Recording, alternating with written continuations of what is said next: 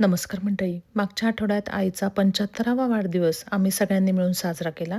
वाढदिवसाची सगळी तयारी आधीच सगळ्यांनी मिळून केली होती.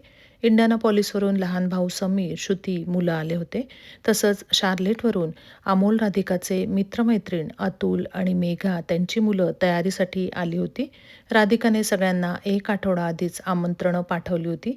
आईला ज्या गोष्टींनी आनंद मिळेल अशा छोट्या-छोट्या गोष्टी लक्षात घेऊन सगळी तयारी करणं सुरू होतं. अमोल, राधिकाने 2 दिवसांचं सगळं नीट प्लॅनिंग केलं होतं. आम्ही एकूण 5 भावंडं तसंच 2 आमची चुलत भावंडं आहेत. आम्ही तिघं जण इथे आहोत आणि 3 बहिणी आणि 1 भाऊ भारतामध्ये आहे. आई-वडिलांच्या, काका-काकूंच्या पुण्याईमुळे आणि त्यांच्या आशीर्वादाने आज सगळे आनंदात, ऐश्वर्यात आहोत. आईचा देवावरचा गाढ विश्वास, देवावरची श्रद्धा, सगळं चांगलंच होईल, हे वाक्य लहानपणापासून आईच्या तोंडी ऐकत आलो. दाराच्या उंबरठ्याच्या आत सगळ्यांची वाट बघत बसणारी आई.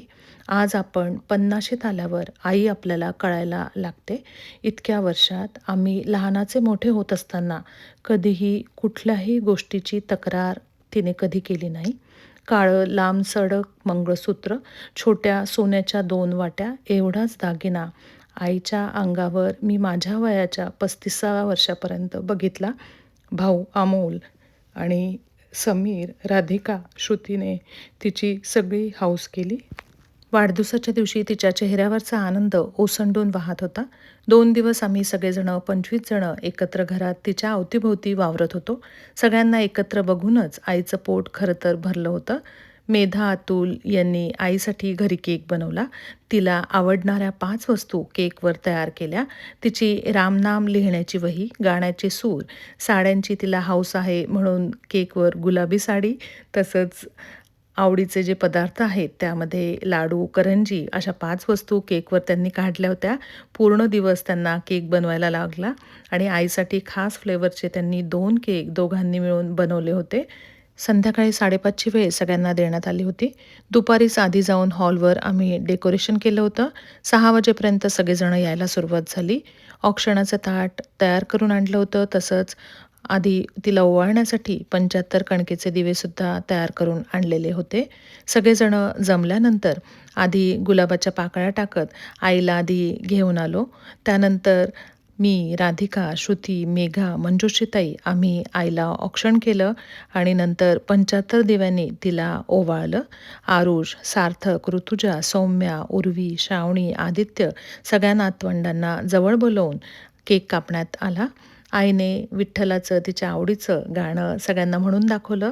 दीप्ती तसेच ऋतुजाने सितारवादन केलं. दीप्ती ही ऋतुजाची टीचर आहे. दीप्तीला तुम्ही आधीच्या व्हिडिओमध्ये बघितलं असेल. सितारचे क्लासेस ती इकडे घेते. ऋतुजा म्हणजे अमोल, राधिकाची मुलगी. आजीसाठी खूप छान प्रकारे तिने सितारवादन केलं. याची तयारी तिने बऱ्याच दिवसांपासून करून ठेवली होती. आम्ही सगळ्यांनी मिळून त्यानंतर संस्कृतमधलं वाढदिवसाचं गाणं म्हटलं. राधिकाने इंग्लिशमधनं सगळ्यांना त्याचा अर्थ सांगितला. अमोल छान प्रकारे कार्यक्रमाचं सूत्रसंचालन करत होता. अमोल, समीर, राधिका, मी, श्रुती, त्यानंतर सौम्या, सार्थक, नंतर आरुष, उर्वी आणि ऋतुजा सगळ्यांनी आजीविषयी 2 शब्द सगळे बोलले आणि आलेल्या सगळ्यांनी जवळ येऊन आईला भरभरून शुभेच्छा दिल्या. तिला नमस्कार केला. आई खूप खुश झालेली होती. सगळ्यांनी खूप गप्पा मारल्या. सगळ्यात शेवटी सगळ्यांनी जेवणं केली आणि सगळ्या पाहुण्यांचं जेवणं झाल्यानंतर आम्ही जेवायला बसलो आणि सगळ्यात शेवटी मग आम्ही जेवणं केली. त्यानंतर आलेल्यांसोबत सगळ्यांचे फोटो घेतले, व्हिडिओ काढले. अतुल आणि मेघा सगळ्यांचे व्हिडिओ काढत होते, फोटो घेत होते. त्यांनी खूप खूप कार्यक्रमासाठी मदत केली. आलेल्या प्रत्येकासोबत भरपूर गप्पा मारल्या. अशा प्रकारे आनंदात आणि उत्साहात आम्ही इकडे आईचा 75वा वाढदिवस साजरा केलेला आहे. व्हिडिओ नक्कीच तुम्हाला आवडेल याची आशा करते. धन्यवाद.